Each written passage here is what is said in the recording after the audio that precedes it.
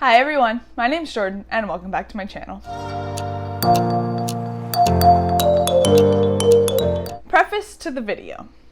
It is very hot outside, very hot, like 100 degrees hot, and I have to turn off my AC while I'm filming because it's incredibly loud. So I've turned on a little fan in front of me because I was getting very sweaty while I was filming my last video. So I apologize if you can hear the fan, but I promise it is much quieter than my AC, so it was that or see me sweat, and that's gross. So I apologize if the noise is distracting, but I was hot. So today I'm going to be doing a review of The Empire of Silence, which is the first book in the Sun Eater series. I am reading this series as a read-along with the Grimoire Discord, whose creators I will link down below. I honestly probably would not have picked up this series without having friends reading it.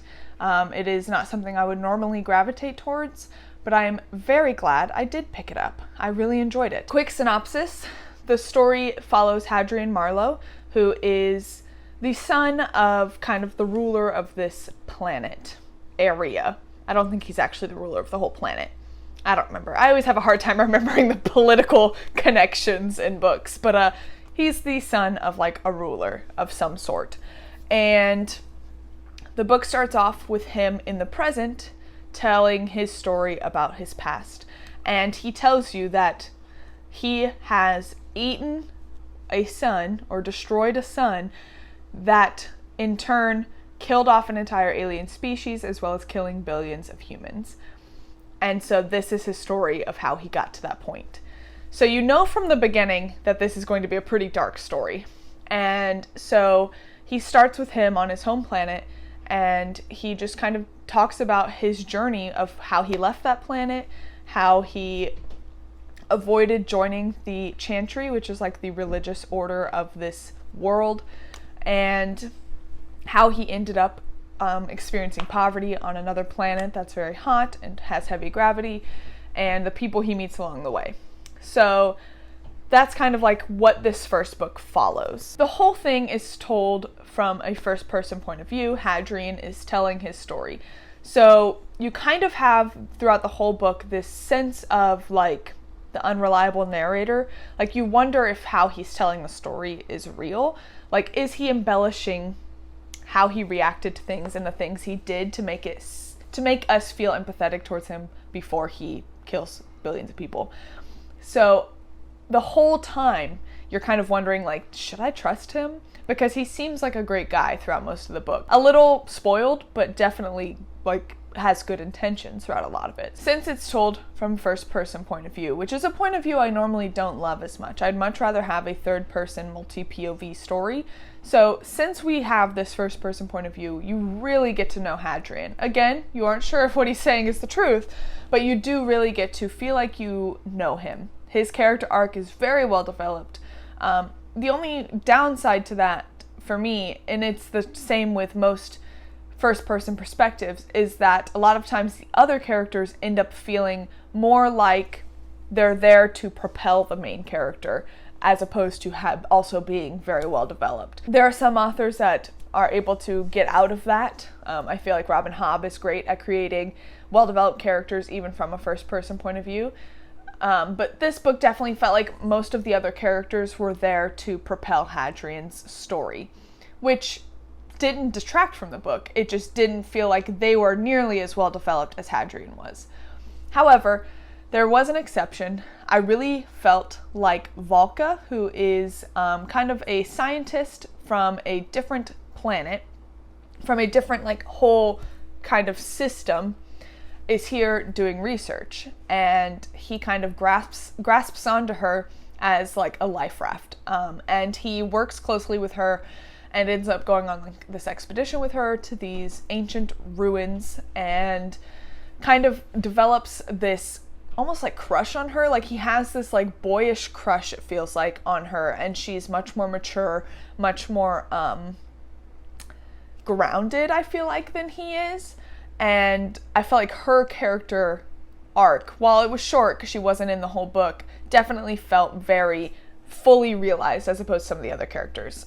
For example, Kat, who is one of the love interests towards the beginning of the book, her character arc to me felt like it was more there to just teach Hadrian a lesson and kind of like show some stakes in the world and things like that. The same with a lot of the people that were fighting in the Colosseum with Hadrian. A lot of them felt like they were there to help tell Hadrian's story as opposed to being their own characters, with the exception of Switch, who becomes Hadrian's close friend. He definitely felt a little more developed than some of the others. All in all, I do not think this detracted from the story in any way, just due to the way the story was told. We really felt like this was very focused on Hadrian as a character as opposed to a host of characters. But again, I kind of liked it. Now let's talk about the plot. The plot was definitely a slower moving plot as opposed to like what I expected coming into it. But I think that that is because this is like a setup novel. What was really propelling the story was knowing that what was going to happen by the end of the whole series. Like, we know what Hadrian does by the end, and that was kind of what was like pushing this story for me, because what was actually happening in this like long flashback was slower, because I feel like Ruocchio was trying very hard to like show the world, show the politics, and kind of show who Hadrian is before we get into the really fast-paced stuff. Because I've heard Howling Dark, the second book, pops off, so I think that this book was definitely more of like a setup book. But again, I flew through this book. It still was very interesting, and I really wanted to know what was going on and what was happening, and the politics were very interesting to learn about. It was just slower reading. I will say a lot of the setup we did have was incredibly interesting. Getting to know the Cielsen, which are the like enemy alien race that is also highly intelligent and has accomplished space travel. The human race is at war with them. This is the alien race that Hadrian wipes out later in the series.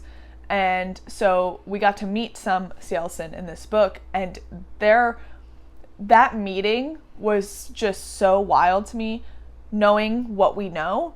And how Hadrian reacts to the Cielsen was very, very different. Like, it felt very dichotomous, and it made it so interesting. There's also the Chantry, which I mentioned earlier, which is the like religious sect, and they kind of influence a lot of the government. So far, they're very much portrayed as like evil, like they're always plotting something, and that's one of the main points that I was wondering if that is Hadrian's take or if it's really how it is, because they are like portrayed as just pure evil almost.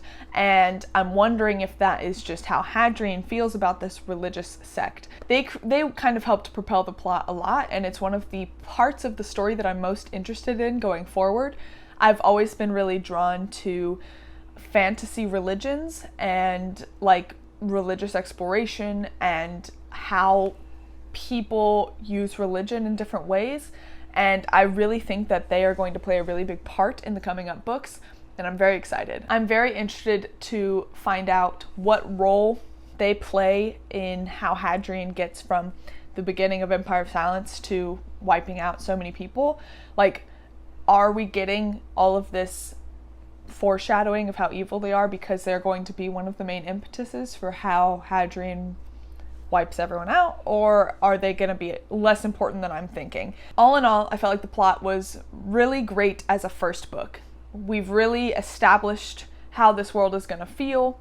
We spent most of our time on this one planet, and so I'm excited to kind of branch out and explore more of the solar system, the galaxy. Like, it's pretty expansive, so I'm very excited to explore further out and kind of get more of that space feel, because you didn't get a whole lot of space. There was a little bit of space travel in the beginning when he leaves his home planet, but I love space stuff, so I'm very excited for them to get out into space and get to kind of see some of the technology they use in space, and very excited for that. So yeah, the plot, while slow, was a great setup, I think, for what is hopefully going to be a very fast-paced rest of the series. Last thing I want to talk about is the prose.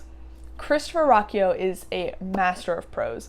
A lot of times this series is compared to Dune and the Kingkiller Chronicles. I haven't read Dune, and I really didn't like Name of the Wind, so I really did like this book, so I don't know if those comparisons are incredibly apt, I think the main reason it's compared to the Kingkiller Chronicles is because it's being told from the present day person about their life in the past. So like, I guess from that point of view, yes, they are similar, but the stories themselves are very different. I haven't read Dune. I know kind of like the basic premise, and it does sound very Dune-esque, but I feel like I started Dune and I DNF'd it. I was reading the audiobook and I did not get very far in, so I don't really have much of an opinion on it. From what I read, this is definitely much more digestible, but the prose is what really cemented this book as great for me. The prose was just phenomenal. Ruocchio really created like this very atmospheric world, but also has this like very lyrical writing, but the writing didn't detract from the dark world that Hadrian is on right now. I don't know. The mastery in the prose is honestly just so mind-blowing, especially knowing that this is the first book in the series. I believe one of Ruocchio's first books, and I think he wrote it like while he was in college or something. Like, while I was in college, I was lucky if I ate 3 meals a day. So the fact that he wrote this book while he was like also in college is wild, because it is wonderful. It is so well written. The prose is just so immersive and so, you just feel it. You just feel it. I'm having a hard time putting it into words because I'm not an author with great prose. But Ruocchio just really, really nailed the prose, and there were so many quotable moments. There were so many different parts where I was just like, I would have to reread a certain part like over and over to just fully like digest what he said, because it was just stunning. So many of his like metaphors and just like his descriptions, they felt so immersive and atmospheric, and it was just incredible. So if the first book has prose this good, I can't even imagine how much better it gets as we move on, as he develops as an author. It's gotta be phenomenal. It's gotta be. Overall, I gave this book, I believe, 4 stars. I think that it was an incredible first book. The only reason it didn't get 5 stars is because I've gotten very, very picky lately with books I give 5 stars. I have to feel very emotionally invested and very, very I have to feel that like emotional release as I finish the last sentence, and that's really what like makes a book 5 stars for me. And I didn't really get it with this book, but again, I think it's because it was a slower paced book. It was more of a setup book for the rest of the series. I have very high hopes that some of these books in the series will definitely be 5 stars, because this book was great. What Christopher Ruocchio has started here is panning out to be an incredibly epic, wonderful sci-fi journey that I am so excited to take. I haven't really read any like huge epic sci-fi series. I started The Expanse, I read Leviathan Wakes and didn't love it, and that's really the only large series I've even started in the sci-fi genre. So I'm very excited for this, and I'm really hoping that it becomes a new favorite series. From what I've seen in this book, it probably will. This book was incredibly crafted, and I am so excited to continue Hadrian's story. Thank you guys for watching. If you liked this video, please like, comment, and subscribe. Let me know down below if you've read this book and what you thought of it. If you haven't read this book and you're still watching this video, let me know if you're going to be picking it up, because I want to know. I just want everyone to read it because I'm thinking the series is going to be great. If you really like my content, please hit the notification bell to be notified every time I post new content. As always, your support means the world to me, and until next time, thank you guys.